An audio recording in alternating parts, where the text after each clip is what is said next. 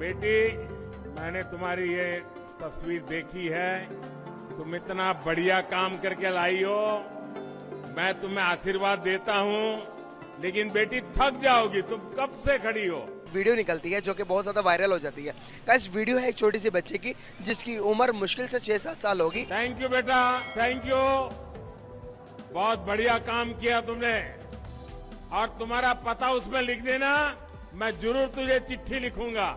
मोदी जी के लिए मैसेज ये है कि देखिए आप बहुत ही अच्छा काम कर रहे हैं। आपने देखिए एक बच्ची के कहने पे और ऐसी वीडियो है कि जिसको जितनी दफा देखे मेरा तो मन ही नहीं भरता। कितनी इसके अंदर पॉजिटिविटी है, कितना ज्यादा स्ट्रॉन्ग कनेक्शन है एक पीएम और एक आम बच्चों के दरमियान, कि वो हर चीज के लिए जैसे एक बच्चा अपने माँ बाप से कहता है। मैंने उनके लिए स्केच बनाया तो मोदी जी बोल रहे थे कि आप हाथ नीचे कर लीजिए। मैंने आपका स्केच देख लिया है, मैं आपको चिट्ठी लिखूंगा। अब मैं उसी की मिसाल भारत के साथ देखूंगा कि they are satisfied with the leadership of Modi. मैं कहूंगा पाकिस्तानी पब्लिक से कि नरेंद्र मोदी एक बच्ची की आवाज सुनकर इतना सपोर्ट कर सकता है, तो पाकिस्तान की ये हालात देखकर अगर हमारे रिलेशन अच्छे होते तो क्या इंडिया की गवर्नमेंट हमारी हेल्प ना करती। मोदी को मैं क्रेडिट देता हूँ। I like Modi, I love Modi. जिस तरह मैंने आपको बताया कि मोदी साहब की अचीवमेंट में से सबसे बड़ी अचीवमेंट ये थी कि उन्होंने नेशनलिज्म को has taken to the next level. Either youth living in India or either Indian diaspora living abroad. देखे ना कितना बड़ा मैसेज दिया कि एक मुल्क के प्राइम मिनिस्टर हैं।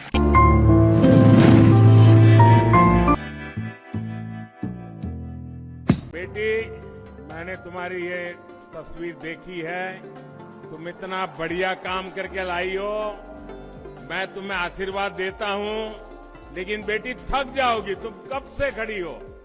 ये पुलिस के जवानों से मैं कहता हूँ, वो तस्वीर बेटी देना चाहती हो तो ले लीजिए, और मुझे जरूर पहुंच जाएगी। हाँ, थैंक यू बेटा, थैंक यू। बहुत बढ़िया काम किया तुमने। और तुम्हारा पता उसमें लिख देना, मैं जरूर तुझे चिट्ठी लिखूंगा।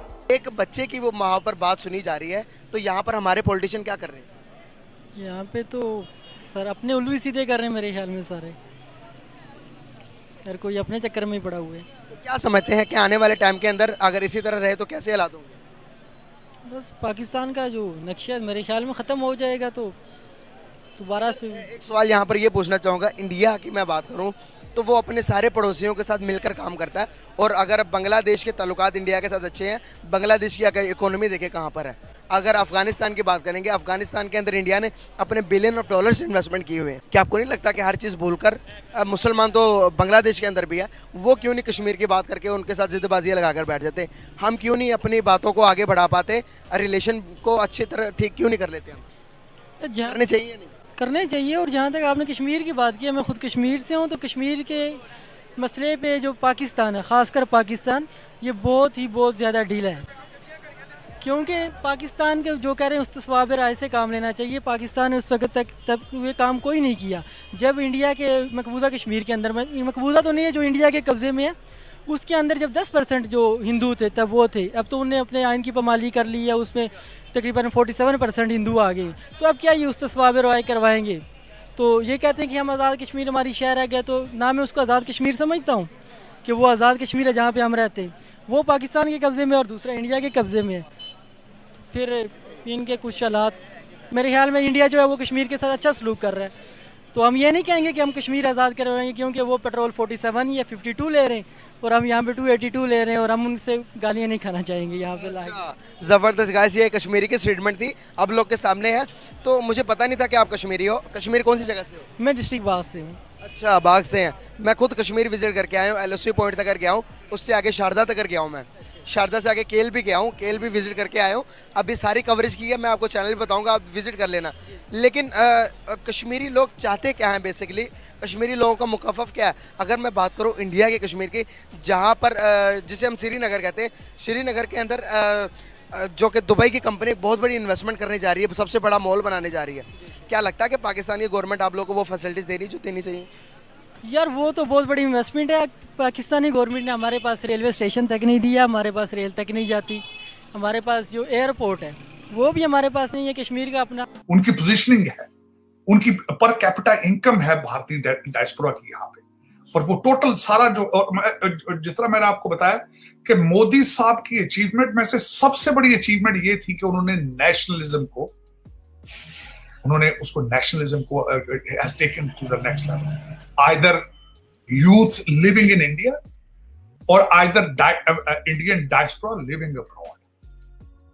अब मैं उसकी छोटी सी मिसाल लेता हूँ. एक क्वेश्चन दिया गया, यहाँ पे मैं कई दफा बात करता रहता हूँ लोगों से, टैक्स पेयर्स के साथ. लोगों को अमेरिका के अंदर अब टैक्स देने से तकलीफ होती है क्योंकि उनको नजर आता है हमारा टैक्स किसी अच्छी जगह पे नहीं जाता, उसका मसरफ जो है वो ठीक नहीं है, करप्शन. लेकिन जब मैं स्कैंडिनेवियन कंट्रीज के लोगों को देखता हूं तो वो कहते हैं कि हम टैक्स देके खुश होते हैं क्योंकि हमें पता लगता है कि टैक्स अच्छी जगह पे जा रहा है. अब मैं उसी की मिसाल भारत के साथ देखूंगा कि they are satisfied with the leadership of Modi. That is number one thing. और फिर उसका मुजाहरा जो है वो इकट्ठे होकर करते हैं. यहाँ पे वो जो सीईओज के साथ उनकी मुलाकात हुई उसपे से मेजॉरिटी तो भारतीय ने जानते. अब उसके बाद जो इस वक्त मैं जो मेरा पर्सनल एनालिसिस है, आप कह रहे थे कि डिविडेंड, वाकई डिविडेंड तो उसके शुरू होंगे. मोदी जी का पहली मीटिंग जब उनकी शुरू हुई न्यूयॉर्क से, जो पहला वॉशिंगटन डीसी में आए थे, तो वो it was related to the labour और रिलेटेड टू द टेक्नोलॉजी. और एक टर्मिनोलॉजी उन्होंने यूज की थी कि we will build the pipeline of intellect.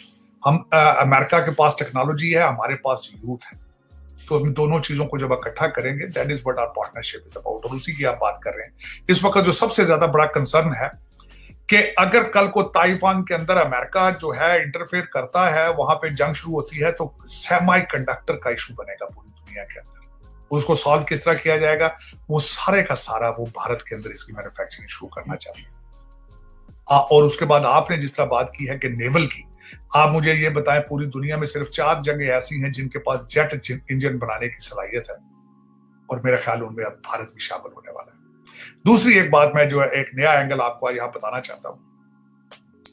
एक नई चीज शुरू हुई है, वो ये है कि भारत ने बहुत ज्यादा अपने डिप्लोमेटिक मिशंस, नई एम्बेसियां खोली हैं, लेकिन आप ये सोचें वो कहाँ है. जय हिंद दोस्तों, जैसा कि आपको पता है नरेंद्र मोदी जी कितने दयालु आदमी है. इसी की ताजा मिसाल है कि नरेंद्र मोदी जी अभी हाल ही छत्तीसगढ़ के काकोर में एक भाषण दे रहे थे. भाषण को रोक करके उन्होंने एक ऐसा काम किया जो इससे पूरी दुनिया आश्चर्यचकित हो गई. बता दें कि भाषण देते हुए नरेंद्र मोदी जी ने एक बच्ची को काफी ज्यादा प्रेस किया, क्योंकि बच्ची काफी देर से खड़ी थी नरेंद्र मोदी जी का एक इमेज लेकर के. फिर उसके बाद नरेंद्र मोदी जी ने उस लड़की को काफी ज्यादा समझाया और उसको बताया कि वो उस इमेज के पीछे अपना नाम और एड्रेस लिख दे, मैं उसे जरूर चिट्ठी लिखूंगा. यह देख करके पूरी दुनिया हैरान है. वहीं दूसरी तरफ पाकिस्तानी मीडिया के तो काफी ज्यादा होश उड़े हुए हैं, क्योंकि जहां पे इंडिया के नेता इंडिया की जनता से इतना ज्यादा प्यार करते हैं, वहीं पाकिस्तान के लीडर पाकिस्तान की जनता से बहुत ज्यादा नफरत करते हैं. इसीलिए वो चुनाव जीतने के बाद रहते हैं और हार जाते हैं तो चले जाते हैं. अगर आपको यह वीडियो अच्छा लगे तो प्लीज चैनल को सब्सक्राइब जरूर करें.